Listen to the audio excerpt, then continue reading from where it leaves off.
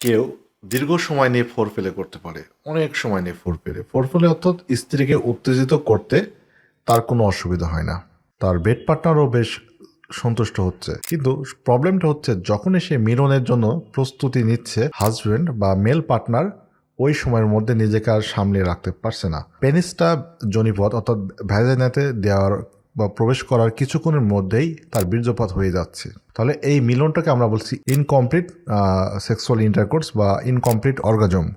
এই ক্ষেত্রে করণীয়টা কি?